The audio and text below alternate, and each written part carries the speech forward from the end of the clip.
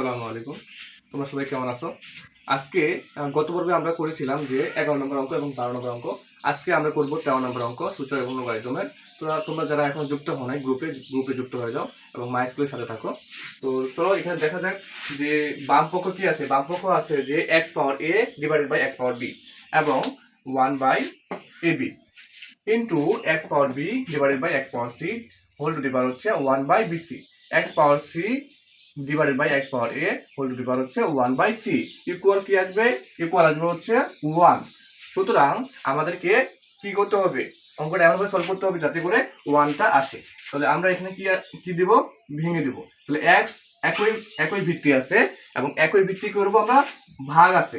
একই ভিত্তি কি আছে? ভাগ আছে। তাহলে পাওয়ারগুলো কি হবে? বিয়োগ হবে। তাহলে x a power a minus b, আচ্ছা ব্র্যাকেট 1 বাই ab ইনটু আছে ইনটু।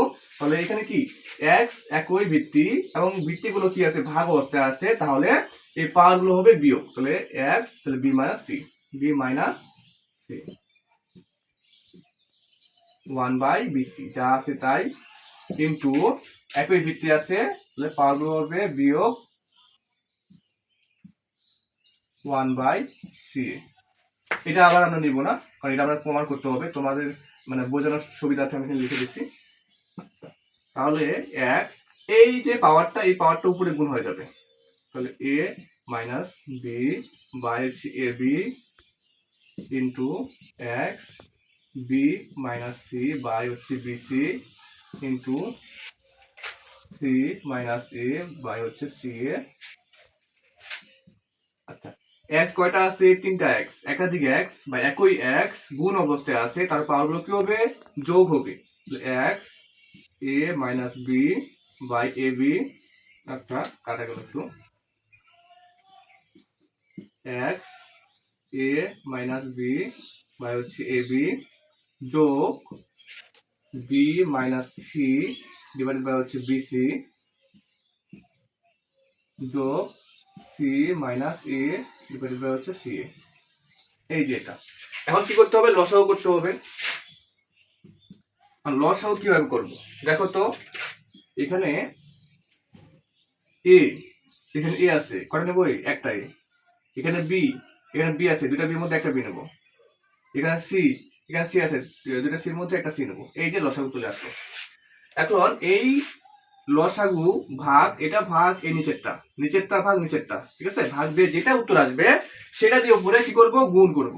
তাহলে এখানে দেখো ab ab কাটা থাকলো কি c c into a minus b, c into a minus b, এই যে গুণ করলাম, প্লাস bc কাটা bc কাটা a থাকলো, তাহলে a ইনটু b, আচ্ছা মাইনাস c প্লাস ca কাটা তাহলে ca কাটা, তাহলে থাকলো b, তাহলে b into c minus a। এই যে তারপরে এখানে x নিচে থাকবে হচ্ছে abc। এখন এটা এর সাথে গুণ করে দেব। তাহলে ca মাইনাস cb না দিয়ে bc দেই, bc প্লাস ab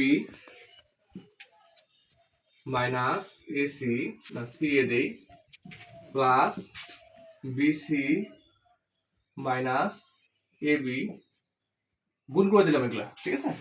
কারণ এই সিটা শুধু এর সাথে গুণ হবে না, এবং এটা বির সাথেও গুণ হবে। গুণ করে দেওয়ার পরে এটা মাঝে হবে, মাঝে দিয়ে দিই। আচ্ছা এখন নিচে থাকবে হচ্ছে এ বি সি